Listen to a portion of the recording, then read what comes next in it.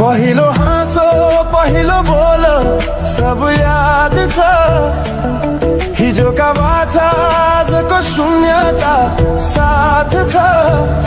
जीवनको रंग नै हरायो अचानक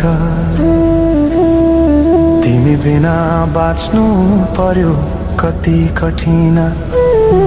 हावाको लहरमा सुन्छु तिम्रो आवाज शून्य कोठामा प्रतिध्वनि जस्तो गाजा